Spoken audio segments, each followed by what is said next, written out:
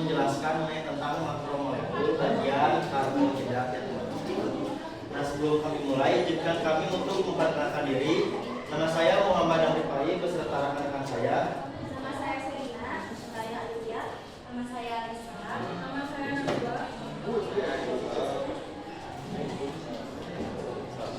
Dan mari kita mulai aja ya.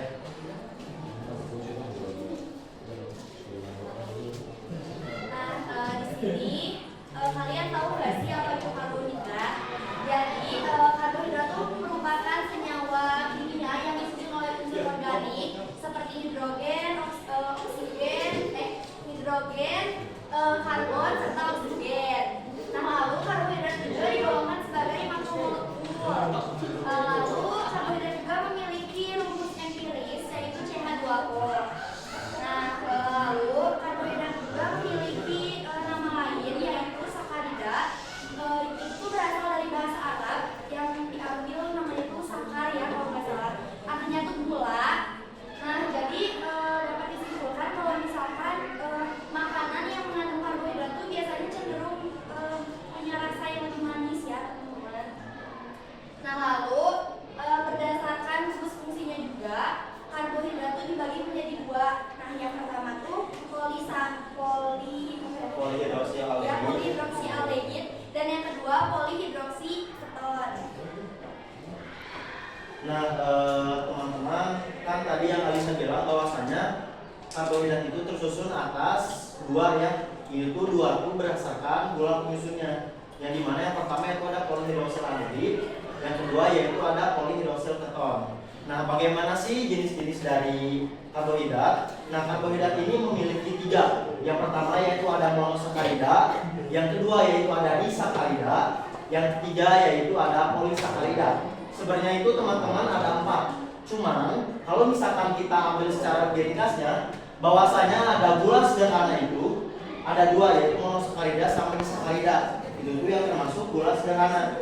Sedangkan yang gula kompleksnya itu ada dua lagi, yaitu ada polisakarida sama poliosakarida. Nah teman-teman, sebenarnya kalau misalkan di materi makromolekul ini kita tidak akan membahasnya memang hitung-hitungan atau segala macam. Cuman di sini kita harus perlu pemahaman sama hafalan gitu ya, khususnya bagian makromolekul ini, karena dari tiap bagian juga ada bagian-bagian lagi. Yang pertama ada monosakarida. Jenis karbohidrat yang pertama disebut adalah monosakarida yang merupakan karbohidrat yang paling sederhana. Artinya jenis karbohidrat ini sudah tidak bisa lagi dipecah menjadi gugus karbohidrat yang menjadi struktur karbohidrat yang lebih kecil lagi. Monosakarida mengandung gugus hidroksil OH yang banyak sehingga disebut juga dengan polihidroksi dan memiliki rumus molekul CH2ON.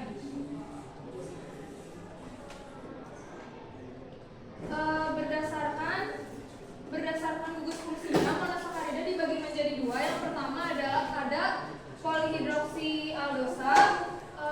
Polihidroksialdosa ini mengandung CHO atau aldehid. Yang kedua ada polihidroksiketosa. Polihidroksiketosa ini mengandung gugus CO atau keton. Contoh dari gula atau karbohidrat yang tergolong ke dalam monosakarida yaitu ada glukosa, galaktosa, dan fruktosa. Glukosa dan galaktosa termasuk ke dalam aldosa karena memiliki gugus fungsi aldehid, sedangkan fruktosa termasuk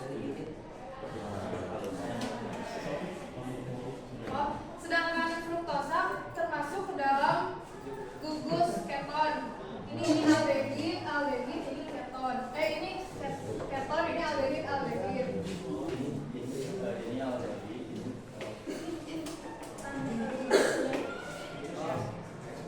Jadi bentar teman-teman, paham nggak di sini monosakarida? Kurang. Nah, makanya biar gampang, kan monosakarida, mono berarti satu, pengertian mono itu satu.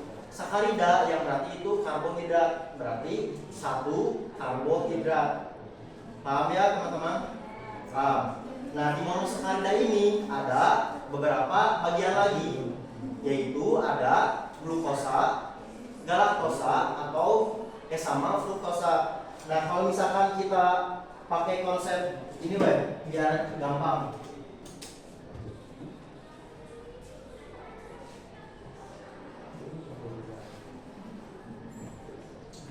Nah, ini glukosa, galaktosa, sama fruktosa. Nah, di monosakarida yang tadi bagian karbohidrat kan ada yang namanya polihidroksilaldehyid sama ada polihidroksil keton. Nah, glukosa sama galaktosa yang ini tuh termasuk aldehid. Karena di sini kita lihat ada gugus fungsinya, gugus aldehid CHO. Nah, sedangkan yang fruktosanya yaitu masuknya ke keton. Paham? Paham nggak? Oke, sekali lagi. Jadi di monosakarida ada 3 bagian. Apa aja yang pertama? Ya. Nah, kan udah ada 3 dia. Nah, kita golongin lagi berdasarkan gugus aldehidnya sama berdasarkan gugus ketonnya. Kalau misalkan glukosa sama galaktosa itu termasuk aldehid. Ini lihat gugus fungsinya. Nah, sedangkan yang fruktosa itu masuknya ke ya, benar. Jadi glukosa sama galaktosa masuknya kemana? Kalau fruktosa, paham ya?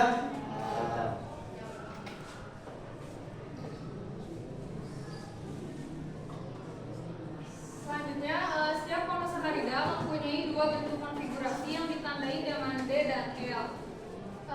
Penetapan bentuk D dan L ini didasarkan pada arah gugus OH pada atom C asimetris nomor terbesar. Kalau gugusnya mengarah ke kanan ditandai dengan D, kalau gugusnya mengarah ke kiri ditandai dengan L. Di sini contohnya ada pada glukosa atom C asimetris nomor tertingginya adalah di nomor 5. Semua monosakarida yang terdapat di alam mempunyai konfigurasi D.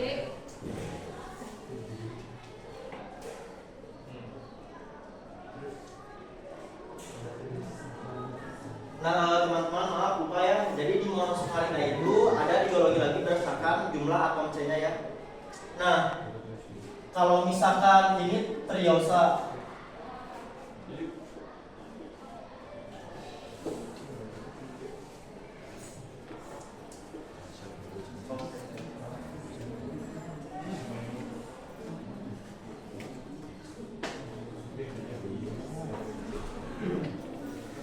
nah, kalau misalkan triosa berarti jumlah atom C-nya ada berapa?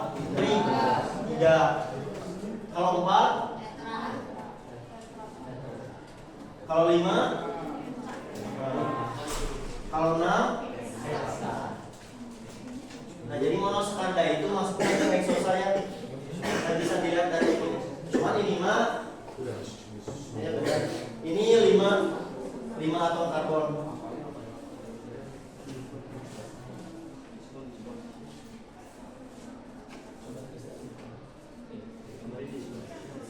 Selanjutnya ada juga jenis karbohidrat disakarida yang merupakan gabungan dari 2 monosakarida. Struktur karbohidrat disakarida terbentuk melalui ikatan glikosida antara unit monosakarida yang saling terhubung.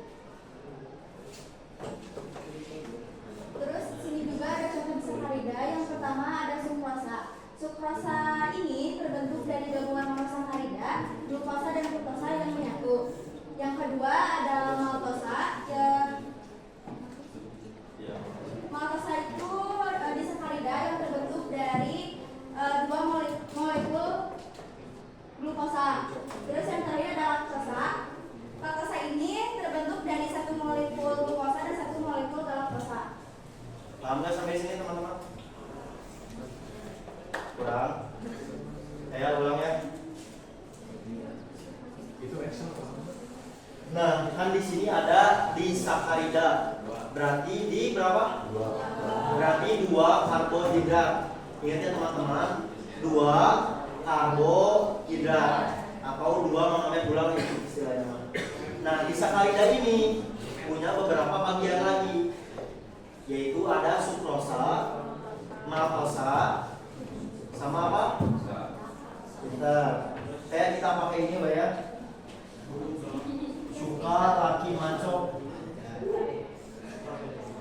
Nah, sukrosa, laktosa, sama maltosa.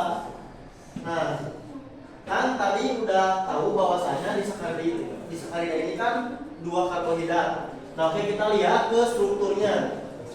Nah, di sini udah jelas ya teman-teman bahwa satu ini tuh ini ya segini, ini teh mono. Satu ini teh mono. Ini dua. Berarti apa maksudnya? Sakarida. Nah, terus di sini tuh ada jembatan teman-teman, penghubung antara monosakarida satu sama monosakarida yang lainnya. Ini tuh namanya glikosida. Terus penghubung gula istilahnya. Paham teman-teman? Paham. Jadi kan ini kan ada beberapa bagian, ada sukrosa, maltosa, sama laktosa. Kan ya istilahnya mah nggak akan ujuk-ujuk, oh kenapa isinya sukrosa gitu. Nah karena sukrosa ini teh mempunyai gula penyusun istilahnya mah. Entah itu sukrosa, maltosa maupun laktosa punya gugus penyusunnya. Misalkan kayak maltosa, maltosa ini teh punya gugus penyusun glukosa sama glukosa.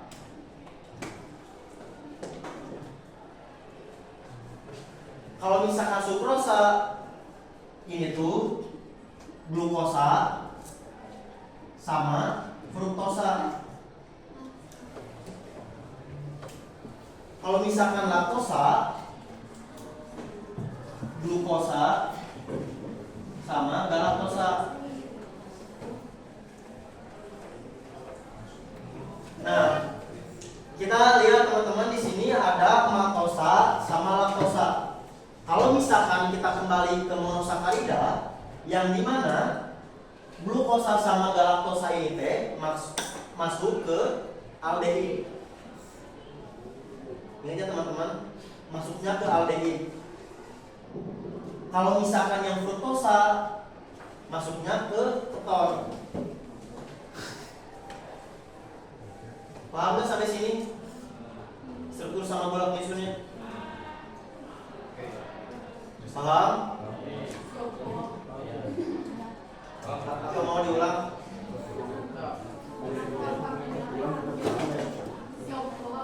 Coba Tristan. Gula penyusun maltosa apa aja Tristan?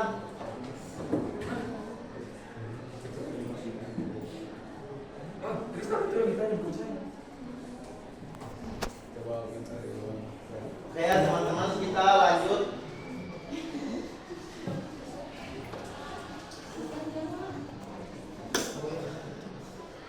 Nah, di sini ada polisakarida.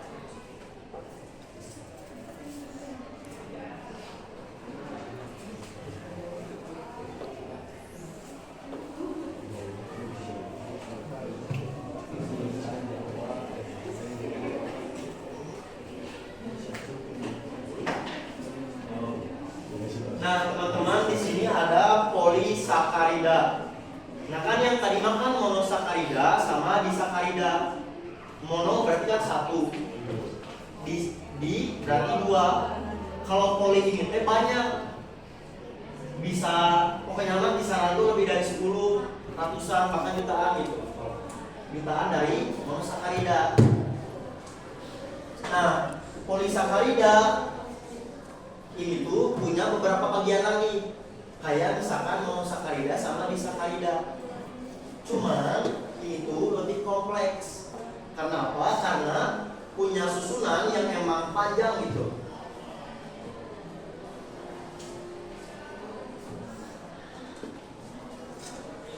Nah, fokusnya teman-teman di sini kita masuk ke strukturnya ya.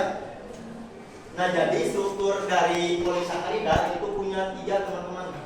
Ada amilum, terus ada selulosa, sama glikogen. Ya, kita lihat ke board ini ya.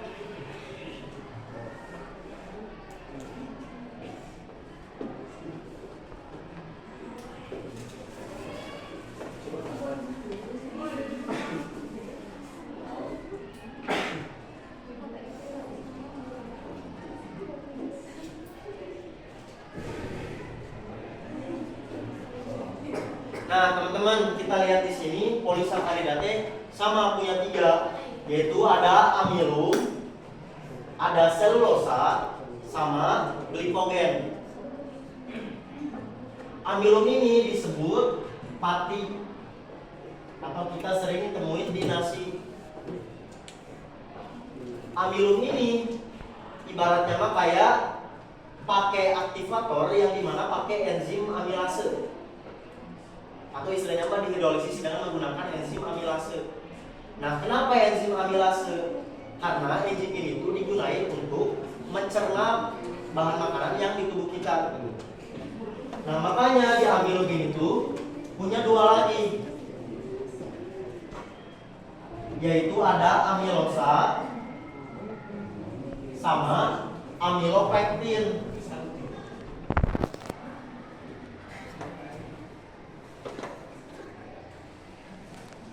Jadi amilum itu punya 2, apa aja satunya? Sama Tristan. Amilum ada 2 apa aja Tristan? Amilosa Sama? amilopektin. Ya. No.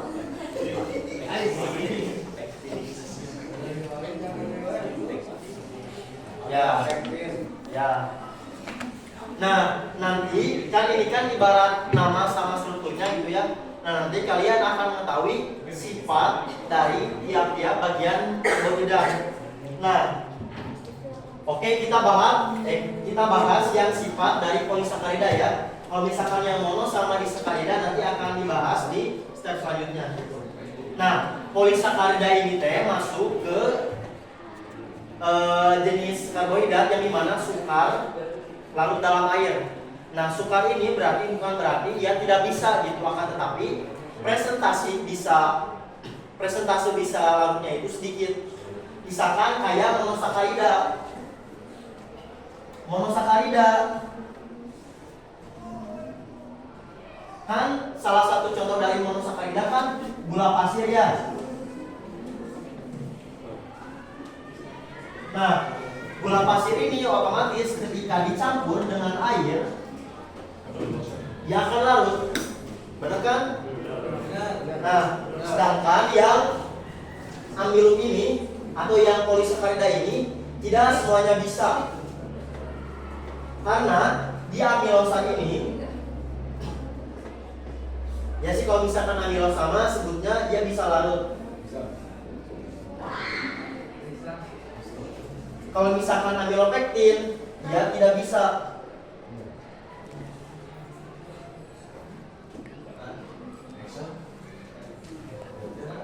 Nah, kita bisa tahu bahwasanya apa yang kita makan itu apa yang mengandung amilosa, kita lihat aja gitu ya. Kalau misalkan kita nanak nasi ini ya, misalkan si nasinya teh udah ngejetrek, tapi ketika kita makan si nasinya teh emang masih keras, ya masih keras. Nah, itu tuh berarti menandakan ada amilosanya teman-teman.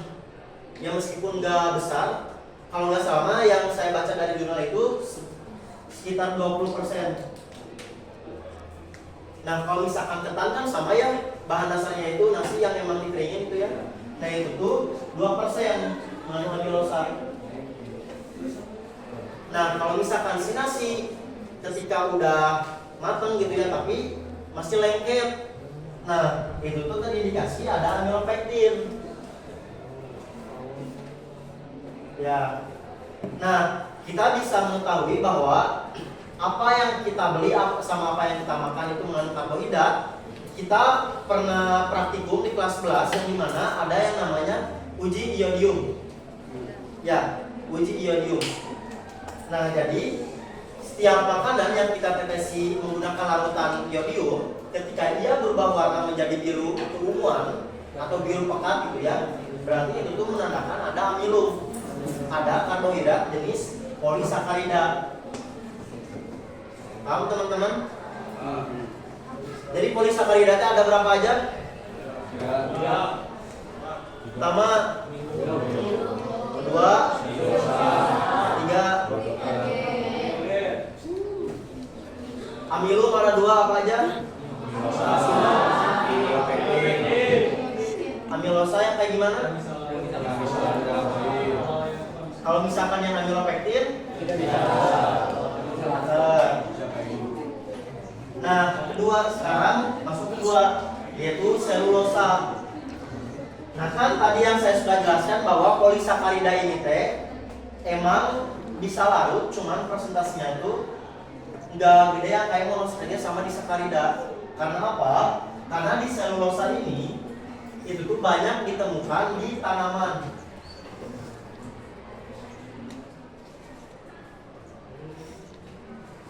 Misalkan kayu, kapas.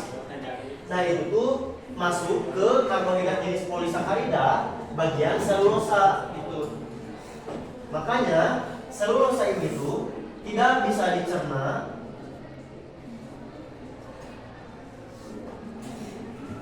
oleh pencernaan manusia.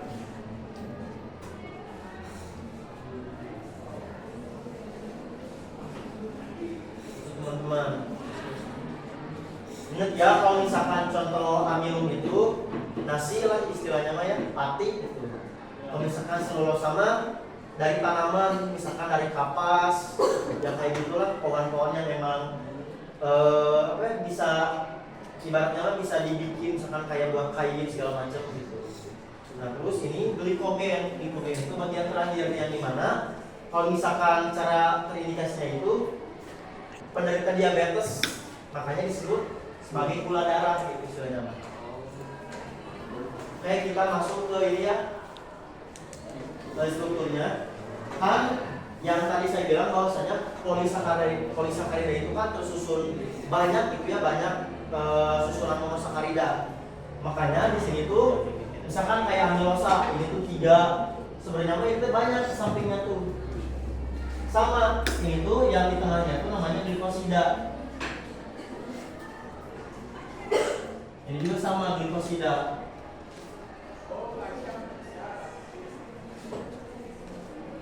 Ini sama ini tuh sama ya teman-teman. Jadi paham gak yang polisakarida? Paham. Monosakarida paham gak? Paham. Monosakarida ada apa aja? Ya, kalau misalkan disakarida apa aja?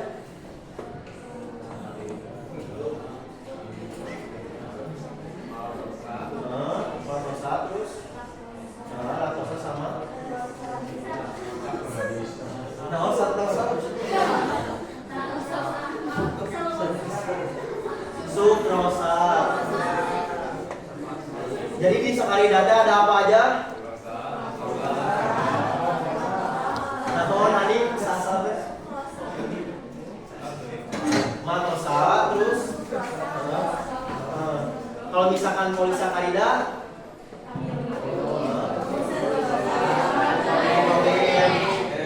gula penyusun maltosa apa aja? Kalau sukrosa gula penyusunnya glukosa sama apa? Glukosa sama naon? Fruktosa. Fruktosa. Tulis aja ya teman-teman. Kalau maltosa, glukosa sama glukosa. Fruktosa. Maaf salah ya. Laktosa. Apa laktosa tadi teh? Glukosama.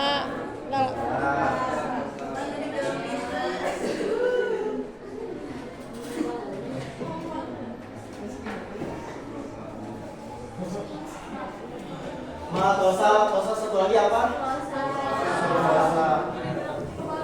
Kemarin itu sih laktosa sama galaktosa.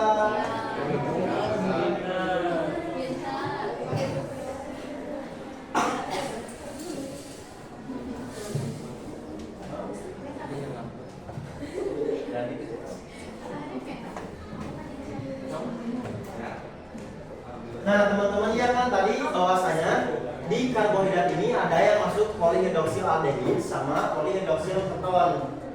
Nah, kan kalau misalkan yang masuk polyhidroxylaldehid kan sebenarnya kan gula aldosa gitu teman-teman. Nah, glukosa sama galaktosa ini masuknya ke aldosa. aldosa.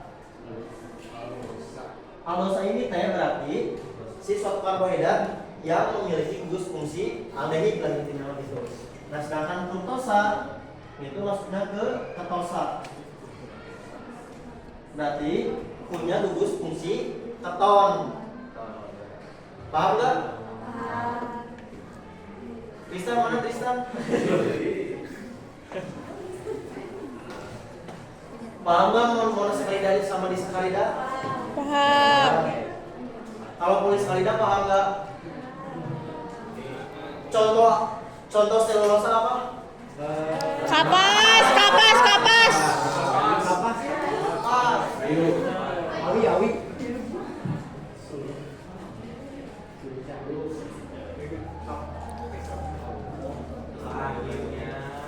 Terus jadi tanda reaksi pengenalan karbohidrat. Buat uji karbohidrat itu pakainya itu adalah molisid. Uji molis. Apabila larutan atau substansi karbohidrat itu diberi larutan sama alkohol, kemudian asam sulfat pekat secukupnya sehingga terbentuk dua lapisan cairan. Maka panang bidang atas kedua lapisan itu akan terbentuk warna merah dan juga ungu. Nah, lapisan itu ada gula reduksi yaitu monosakarida dan disakarida kecuali sukrosa. Itu dapat ditunjukkan dengan reaksi Fehling atau reaksi Benedict. Terus gula reduksi juga dengan reaksi Fehling atau reaksi Benedict menghasilkan endapan merah bata.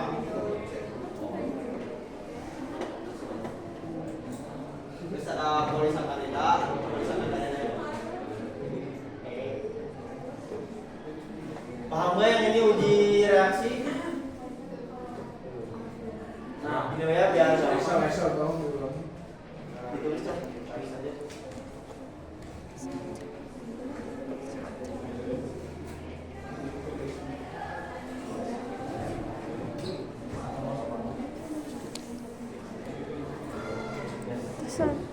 Pesan. Nah, sebenarnya buat uji karbohidrat banyak ya. Misalkan kayak uji molis, Benedict, Fehling, Tollens, Yodium gitu. Cuman di sini kami hanya mengambil beberapa dan mungkin dari kalian juga pasti ada yang tertarik sama kimia pasti bakal search lebih dalam gitu ya. Cuma kami di sini akan menjelaskan secara ringkas cuma beberapa bagian doang. Yang pertama itu ada uji molis. Nah, uji molis ini yaitu ketika suatu larutan atau suspensi dimasukkan larutan alfa natrol. Ini larutan alfa natrol ditambah asam sulfat. Hasilnya yaitu warna merah sama ungu.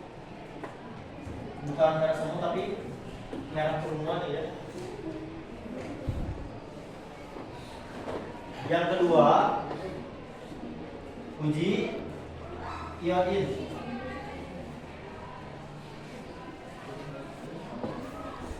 Ini larutan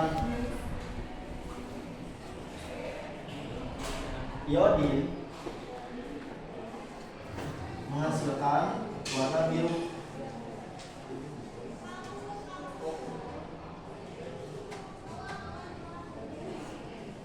Terus yang ketiga yaitu ada uji Fehling.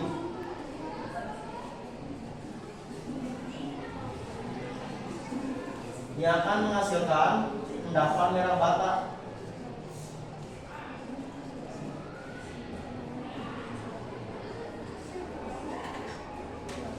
Sini aja teman-teman yang harus kalian hafal ya, tahu. Jadi yang pertama ada uji apa? Pakai larutan apa?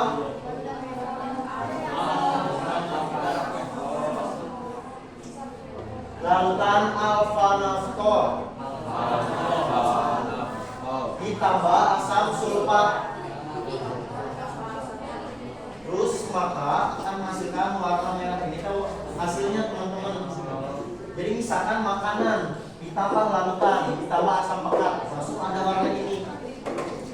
Ya, berarti itu terindikasi ada karbohidrat. Cuman beda larutannya gitu.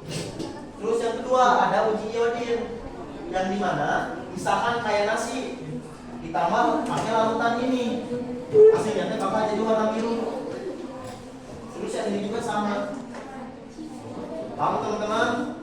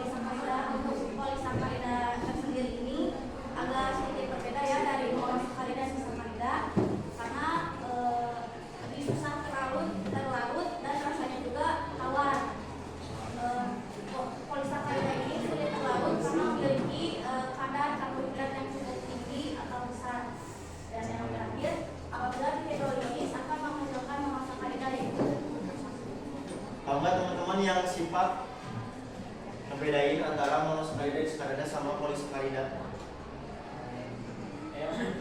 Coba paham deh. Bedanya monosakarida sama polisakarida dari rasanya, loh. Kalau monosakarida rasanya lebih manis. kalau poli pahit apa tawar? Tawar. Tawar.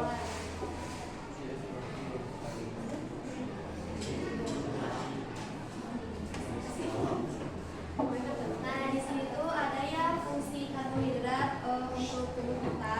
Yang pertama tuh sebagai sumber energi utama, atau karbohidrat itu dipecah menjadi glukosa yang digunakan sebagai energi untuk aktivitas sehari-hari dan fungsi organ vital.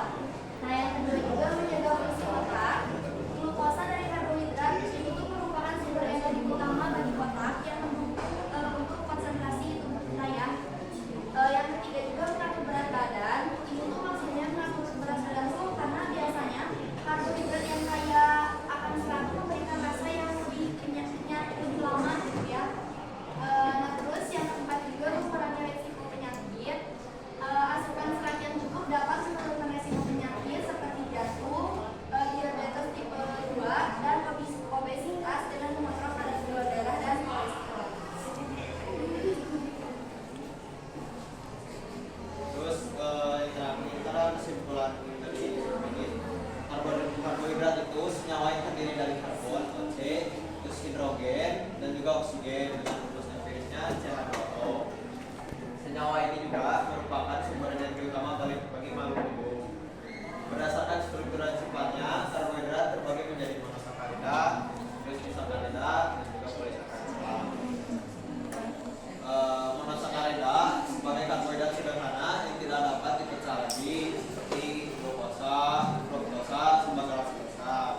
Terus disakarida terbentuk dari dua monosakarida yang terhubung, kayak sukrosa, laktosa dan juga maltosa.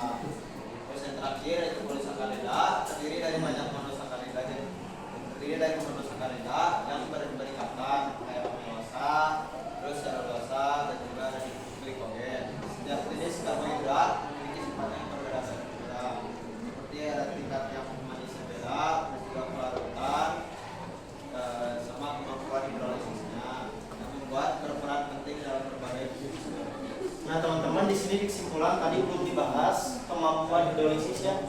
Nah jadi yang nggak bisa dihidrolisis itu yang monosakarida, karena itu tuh gula yang paling sederhana ya teman-teman. Makanya di sakarida sama polisakarida itu bisa. Ingat ya, monosakarida itu nggak bisa karena termasuk gula yang paling sederhana. Terus dari misalkan monosakarida, disakarida sama polisakarida kan punya punya beberapa bagian gitu ya. Nah kalau nggak salah ya monosakarida sama disakarida itu bisa gitu ya diidentifikasi sama uji Felix sama Benedict. Nah, sedangkan polisakarida itu nggak bisa. Makanya yang polisakarida itu biasanya yang uji iodin. Paham ya? Paling cukup sekian dari presentasi kami. Boleh bisa ada yang mau bertanya? Soalnya ini dicatat kayak biasa yang tanya atau mau jawab aja. Kan karbohidrat itu mengandung gula. Ya. Apakah kalau kebanyakan makan nasi bakal menyebabkan diabetes atau Oke. Ya, terima kasih Rizky. Coba siapa ada lagi? nggak mau kan?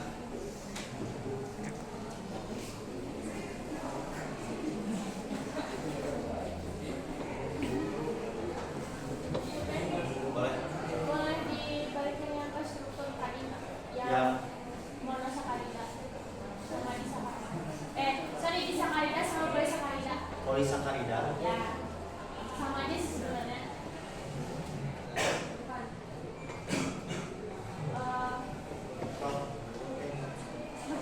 Bagian kayak Oh ini mah poli. ya. Mau yang Nah itu gak apa-apa boleh.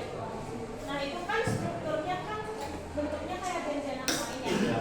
Hubungannya nggak sih? Terus apakah si strukturnya harus bentuknya seperti benzena seimbang atau bisa dirantai ke kanan atau ke bawah?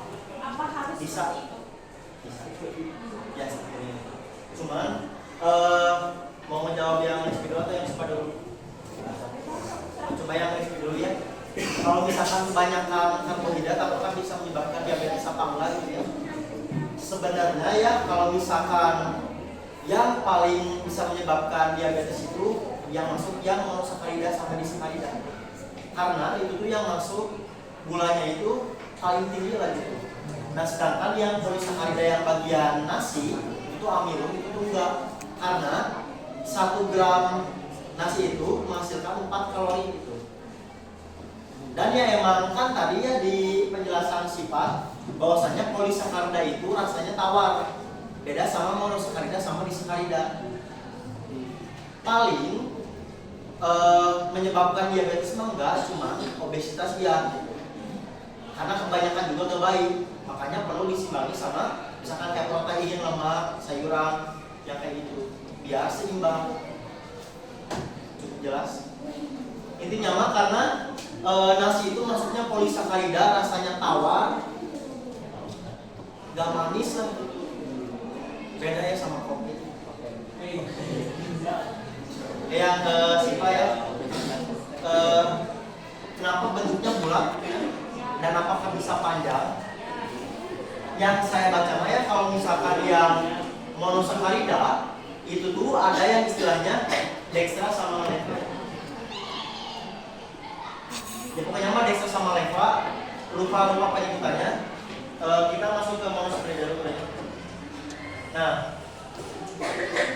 Nah kalau monosakarida itu strukturnya tuh kalau nggak salah melingkar strukturnya tuh. Makanya yang tadi di bagian ini, nah di sini ada bagian kanan sama kiri. Glukosa, ini galaktosa yang misalkan. Itu karena polarisasinya itu berbeda. Dan apakah tadi Sipa bilang bahwasanya apakah gula atau emang bisa lonjong gitu ya? Dua-duanya bisa. Kalau yang gula tuh saya lupa namanya, cuma beda penamaan doang gitu. Oh berarti tetap misalnya Iya. di sakarida kan sakarida kan dua tuh. Berarti tetap kalau mau dikebawahin atau disambil Ya sama. Cuman ya mungkin kalau para ilmuwan yang emang bikin ini gitu ya, karena emang bentuk bulat, karena biar gampang nih ya ikutinnya kan ini kan di kursi ya sih menghubung istilahnya kan kalau misalkan lurus kan Berarti biar terlihat. kayak gini ya. Oke. Maaf ya. Ada yang mau nanya lagi?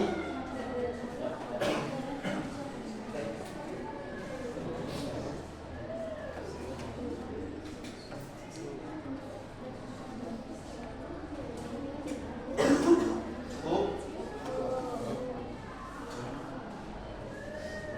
Kali yang nanya tadi ini sama si Parangga ya. Ini kan nanya.